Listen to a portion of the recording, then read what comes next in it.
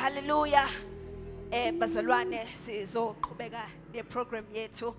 Ngokukhulu kuyithoba ngizocela bazalwane ozokwenza inkonzo ye welcoming. Ngibone kubhala ukuthi ubaba uXaba. Bazalwane ngicabanga ukuthi uzoza ngaphambili. Amen. Hallelujah.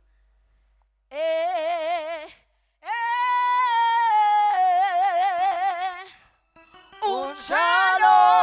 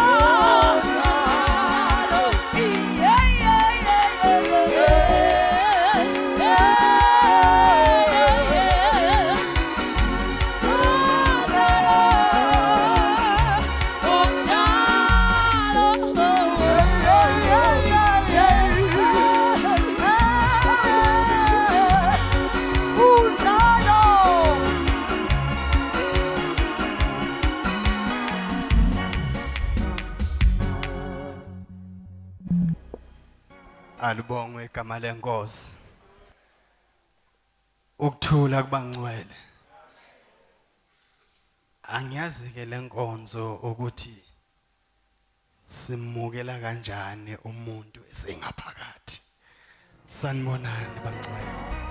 Angithathele lithuba kuqala ngokusithoba. Ngibingelele ingceke zenkosi. Baba wekhaya, baba umfundisi uThusi nomama. Ubaba umvelase ngonjalo nomama egameni lika Jesu. Amen. Angibingelele abaphathi bami inkosi yami. Nginikeza 2 minutes ukubingelela.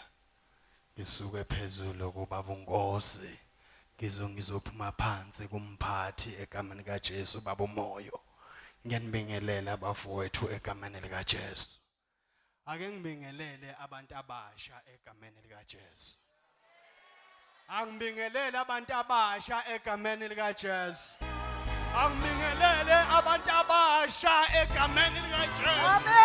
Amen. Sathane ayeye. Ayeye sathane ayeye. Ayizoyidela inkani. Yabona ke kulonyaka Sathane uzoyidela inkani. Ngiyanibingelela abafowethu. Kwintokozo kakhulu ukube sibe khona kule ndawo. Alibongwe igama lenkosi. Ngingakabingeleli kahle.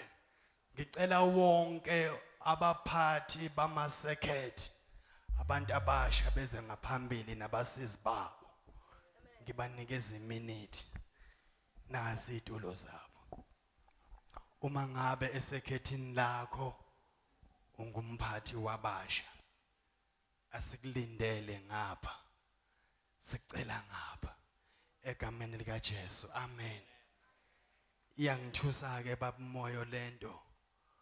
Bengizothi nje izizweleni nisekhaya. Nigide ngendlela enifisa ukugida ngayo. Noma ngesaba ukisho le ukuthi noma ke ayike sengayiqobhoza iflow. Manje into engisabayo izoqophoka ngempela. Ngoba ngibuka ispirit eniza ngaso njengamanje. Alibongwe igama lenkosi. Bafowethu ngizosho into eyodwa nje ukuthi izizweleni nisekhaya. Lokho uNkulunkulu akushoyo kini nikwenze. Sisenkonzweni ke yabantu abasha. Siyafisa futhi ukuyibona ihamba ngendlela yabantu abasha. Alibongwe igama lenkosi.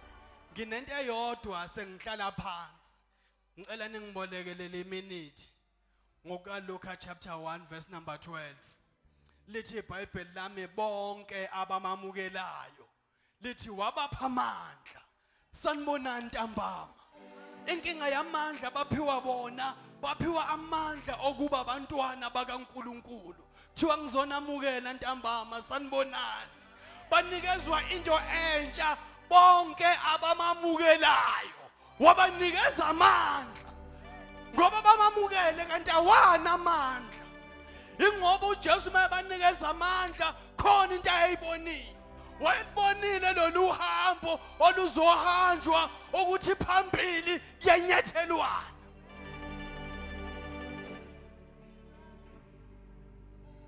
uma ngabe songinyathelile babushelembe wanginyathela kahle ngesikhundla sakho sokuthi umphathi kodwa manje into engenza ukuthi ngizimelele endleleni ilento enginikeziwe nginikezwa amandla okuhamba endleleni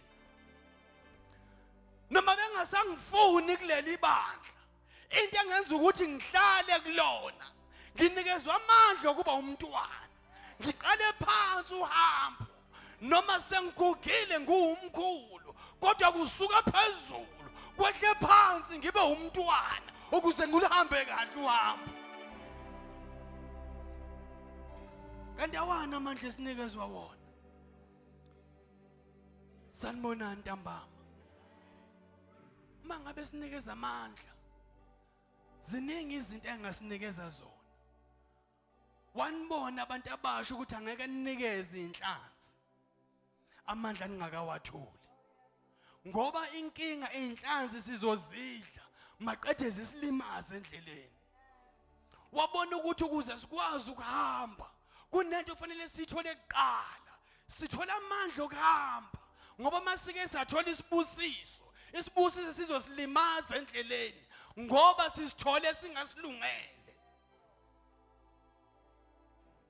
sizothi nje asambeni nanka amandla sihamba ngamandla amasha amandla ke besigijima ngawo ku2025 akuzukuba amandla esogijima ngawo njengamanje kulonyaka siyafisa amazoni amahle ukuthi ke sigijima ngathi siyagula sigijima ngathi asikaze siligijime lolu hambo ngoba into ayilindele kithi uNkulunkulu iyodwa uthe mangabe sesinikezile amandla wasithi hlakaniphani njengezinyoka bese niba mnene njengamajuba liyohambeka lolu hambo